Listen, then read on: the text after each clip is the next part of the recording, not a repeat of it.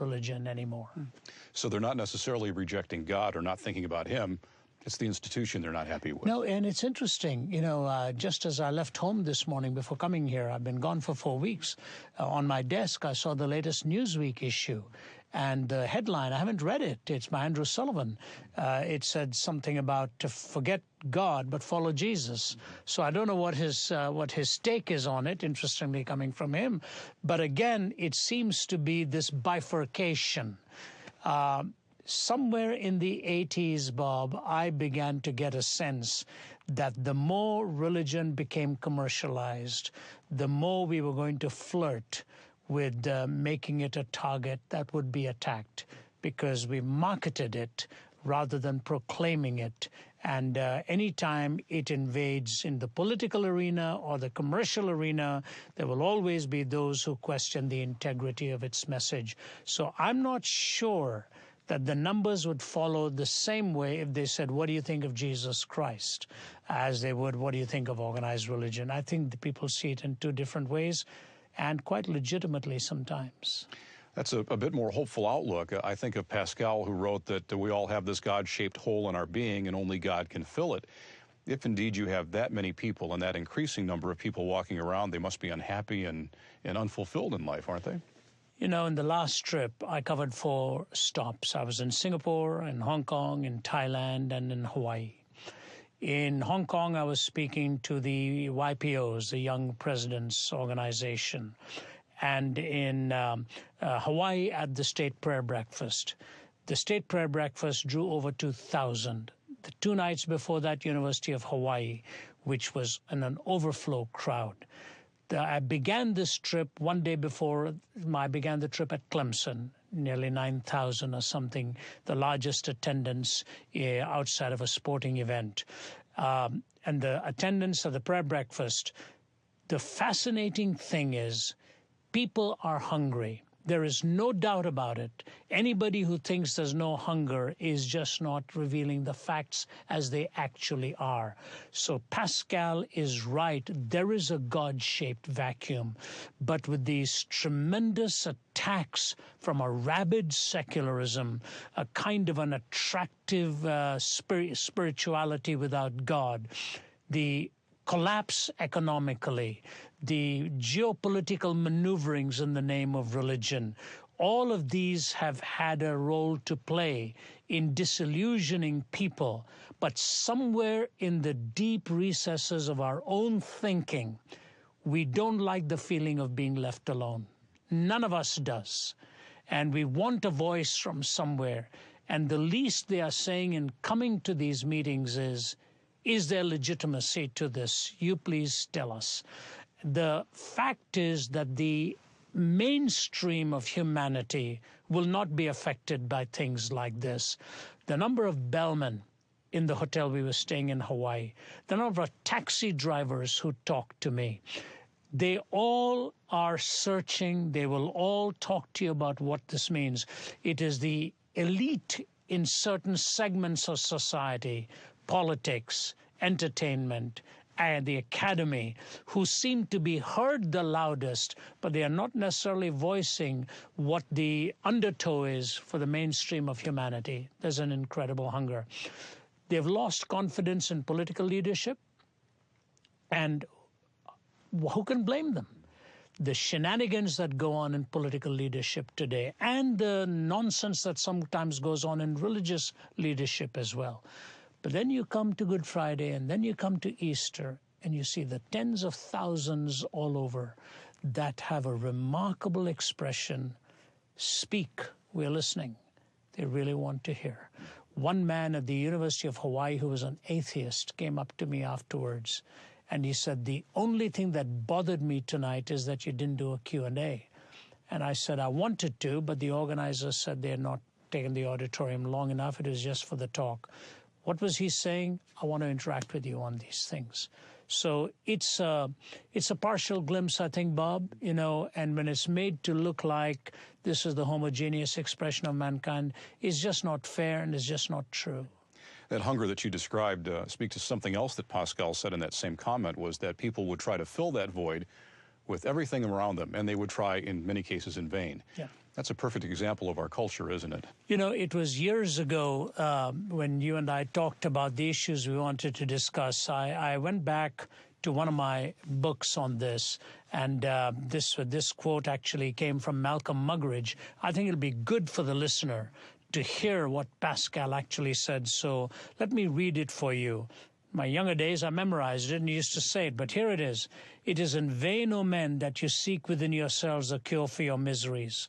All your insight only leads you to the knowledge that it is not in yourselves that you will discover the true and the good. The philosophers promise them to you, and they've not been able to keep their promise. They do not know what your true good is or what your true state is. How then could they have provided for you a cure for the ills which they have not even understood? Now listen carefully. Your principal maladies are pride which cuts you off from God, and sensuality which binds you to the earth. And they have done nothing but foster at least one of these two maladies. If they have given God for you for an object, it has been to pander to your pride. They've made you think that you will like him and resemble him in your nature. And those who have grasped the vanity of such pretensions have cast you down into the other abyss by making you believe that your future is like that of the beast of the field, and have led you to seek your good in lust, which is the lot of animals. Brilliant insight. And so you're talking a couple centuries ago plus, where Pascal is really saying there are the two extremes, either self-deification or total abandonment into sensuality. That's exactly what we are seeing. Self-deification and pantheism, or this sense of give up all restraint and treat your bodies as the only thing that really matters. And if that's all there is to it, they've led you to seek your good in lust, which is the lot of animals, he says. Pascal's insights were so real. When I was speaking in Hawaii, I quoted Queen Lili Uokalani, who in 1917 said there were two extremes in every culture, two kingdoms warring, one that wanted an antinomianism, no law, no restriction of any kind, total abandonment, and the other was sort of an over-restrictive, legalistic type that controlled every facet. She said either of these two extremes are dangerous. Look at what we are doing now with total accommodation, the desacralization of all, or you end up with an enforcement of kinds violating the conscience of people. The balance in life is the hardest thing to find. God gives us a law for a mirror, but he never ever forced us to comply against the will. But he warned us if we violated, the entailments will be obvious. To get people back to the middle, for the pendulum to swing, is it the problem of the church? Does the message have to change? What do you think it is? I don't know. If the message is changed, it can be compromised, and I think some of them have tried it. The so-called emergent church has tried it. I think they'll be sorry if they compromise too much. There's no substance left. And then in other forms and reaching other cultures, we've got the so-called insider movement, give up all the substance of the gospel and think you'll win them over. What are you winning them to? You're winning them to the redefinitions, cast in the image of their own desires. There is the counter perspective of God. No, we do not need to change the message, but I do think we need to think seriously of how poorly we have done in hearing the questions, how poorly we have done in answering the questions, and how careful we need to be in navigating this terrain, because wrong words and wrong perceptions can have catastrophic ramifications for the message. Jesus Christ was tough on people who thought they had all the answers when weren't living it. He was very gentle with those who had violated it but were genuinely seeking for answers, like the woman at the well, like the woman with the alabaster ornament. He was tougher on Nicodemus, who he said, you ought to have known these things. What is it you've missed out here? The church, I think, has become distant from the locations of discussion and has become distorted in pursuing power and structure. So we've got a tough job. We've got a tough road ahead of us. However, in the West, while it is becoming tougher and tougher in some parts of the world, it is more open. It's a mixed bag. One of the first messages we aired on Let My People Think years ago was your classic message, A Nation in Decay. And we've aired it several times now. And in that message, you raised 4 points about the fall of Judah: evil influence, unconscious decadence, willful negligence, and ungodly impudence. Do these findings on America's spirituality suggest that our decline is speeding up? It seems that way. But that's a very old message, probably sometime in the 80s. I haven't repeated that one for some reason. Maybe because of our culture, you come out with something like that and they'll think, oh, here comes a revivalist or something like that. But if you take all of those points, from the evil influence, the willful negligence, and ultimately to the ungodly impudence side of it, we are.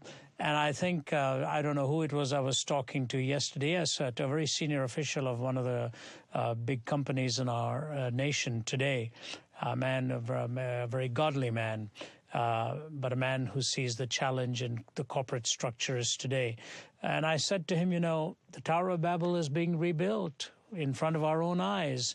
And this time it's not out of concrete, it's electronically done. It's done in the airways. We're all speaking the same language. And you run the risk and the ire of the media if you critique the media, question the media, and you ask them why it is they are so distorted in the way they do things. I think all the way from the political landscape down to our academics, we're spreading a lot of lies, a lot of untruths. We know how to manipulate emotions. I don't know how many times I have to ask people, do you know that to be true, or are you just saying it? Do you really know that to be true? The battle of distorted stories, distorted facts, distorted implications. People are dispensing information that is absolutely unverified, editing tapes while putting them on the air. And this guy, Malcolm Muggeridge warned of this. He was in the media. He told us that the lie is stuck like a fishbone in the throat of the microphone. Alexander Solzhenitsyn warned us of this a generation ago, that this is what we're going to see. And of all places now, America, I think, is playing the lead in this, right from the battles we are fighting politically to the battles we are fighting academically. And then the courtesy of people like Richard Dawkins and all, with their huge marches and all of that. We are flirting with the total decimation of a culture, And I don't think we realize how sad it is and how serious it is. Interesting you should mention Richard Dawkins. And the last point that you made in that Nation for Decay message on ungodly impudence, you quote from Hosea 9:7, and let me read part of that. It says, "The prophet is a fool and the spiritual man is mad." So you're pointing out that the prophets go to the people, and those that are opposed to the message call them fools and mad. And they do it so as to negate the message of God making its way to the people. Just in March, Richard Dawkins and others were on the Mall in Washington, D.C. for their Rally for Reason, an atheist march. 10,000 showed up. And Dawkins told the crowd they should ridicule religious people. Let me quote him. He says, "Mock them, ridicule them in public. Their beliefs are insane, therefore they should be ridiculed with contempt." It appears he's reading from an old script that goes all the way back to Hosea, isn't he?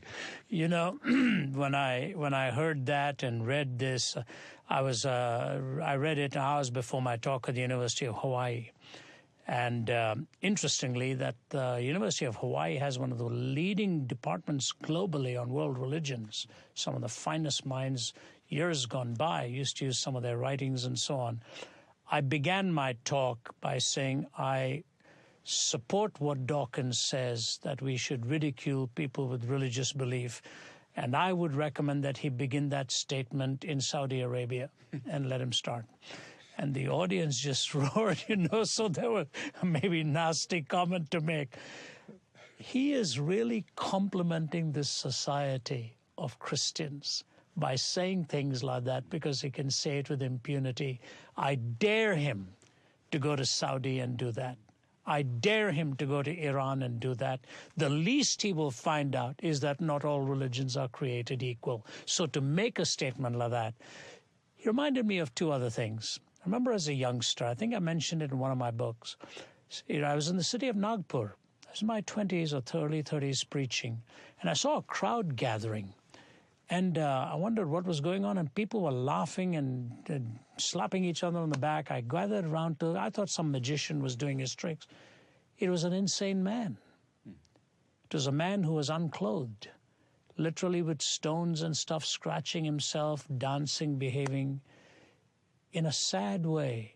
And I remember my eyes filling up with tears, and I thought to myself, is this really some form of entertainment to laugh at a madman? If he's telling us our ideas are insane, what does mocking do? If it's an insane idea, what does mocking really do? But there's something deeper with what he is doing philosophically. Two things. Number one is this.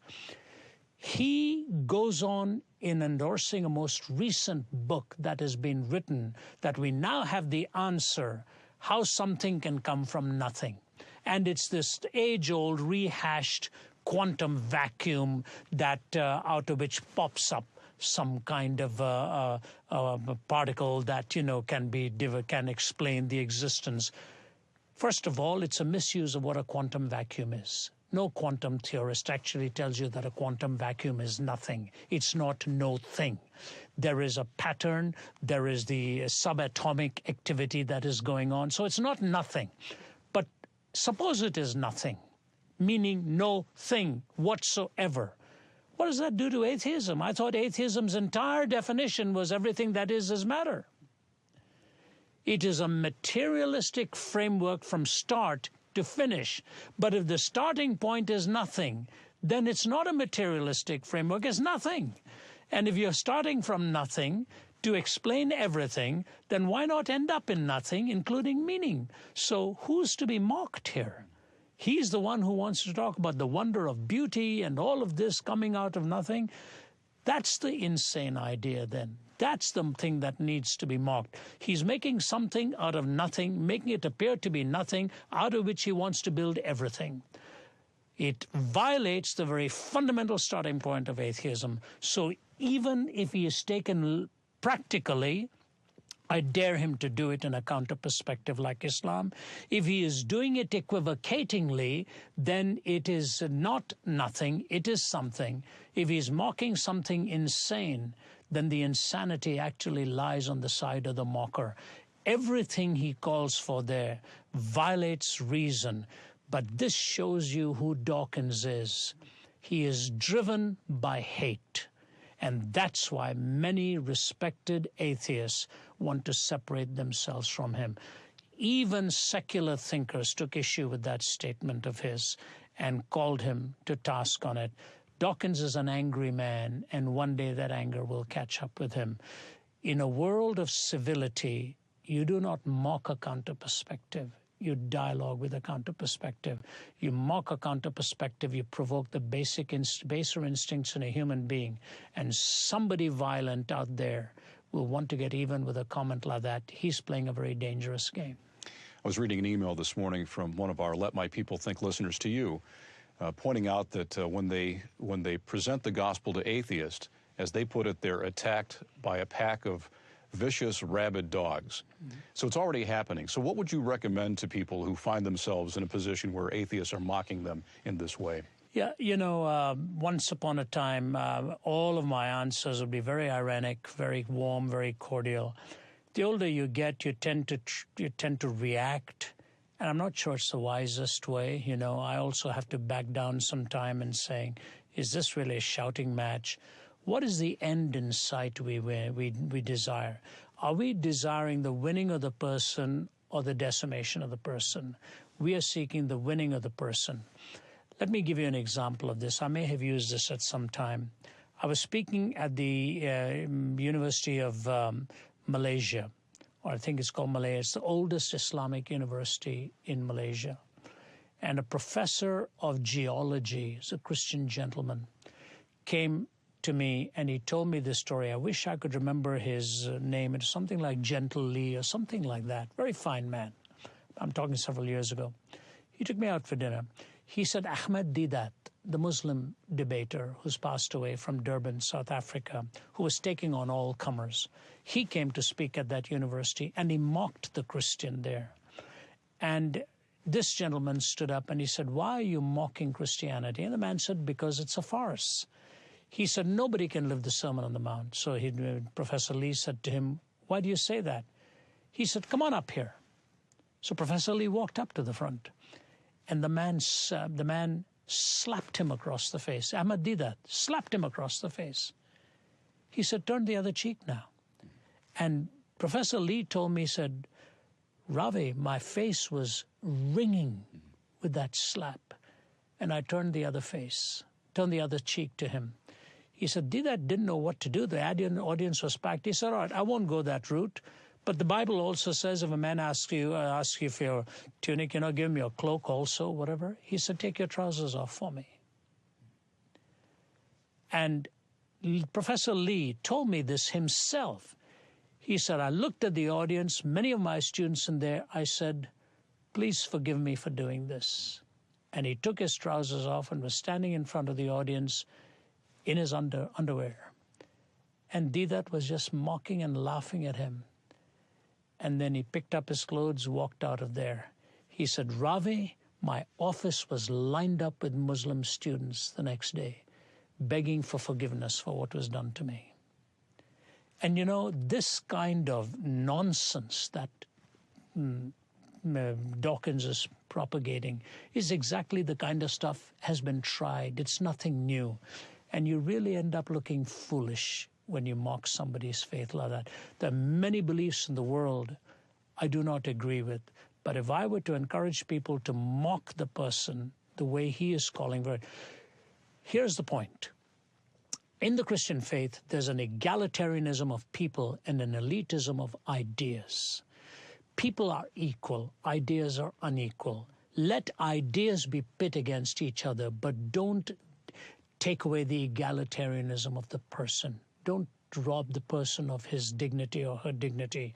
Take the idea, take it to its logical outworking. That's not mocking it. That's reasonably interacting with it. But if you're mocking an idea, you really don't mock an idea. You mock a person. Because the idea doesn't care if it's being ridiculed. The person does care. And I think Dawkins is on a wrong track, and I think sooner or later he'll take a back step and try to recast this in exactly what he means. But the true ideas that he has really are to mock people and denigrate them. This from a man who studied in an institution where the motto was, who taught in an institution where the Lord is my light. And if they had mocked him, they would never even have given him the position to teach. He ought to return the compliment by showing respect for people who disagree with him. In a world of hate, mockery will engender more hate. And if that's the world he wants, that then tells you what his brand of atheism actually is. One outspoken Christian who's bound to get a lot of this ridicule is NFL quarterback Tim Tebow. He's recently traded from the Denver Broncos to the New York Jets. And as one Washington Post writer pointed out, that's like dropping a Christian amongst the lions because of the nature of New York. Funny comment, but probably not too far from being false. I know you work a lot with professional athletes. What would you advise Tim Tebow and what he's about to face there in New York? And there are many amongst the lions, too, in Detroit. I have some good friends.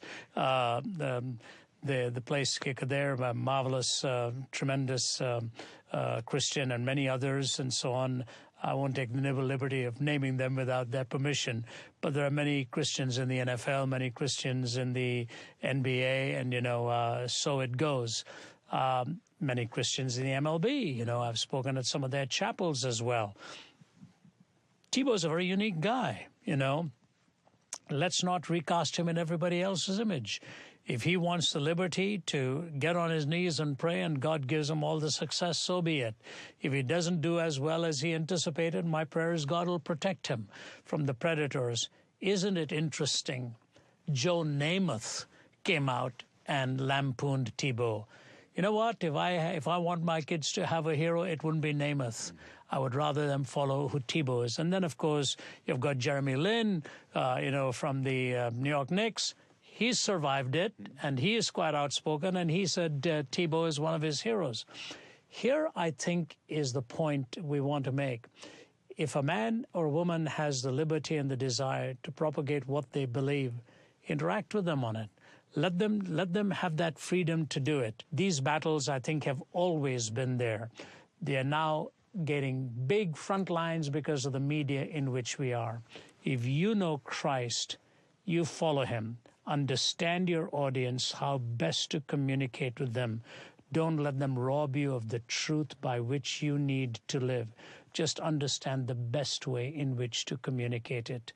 And I'll tell you what, there are people out there in the darkest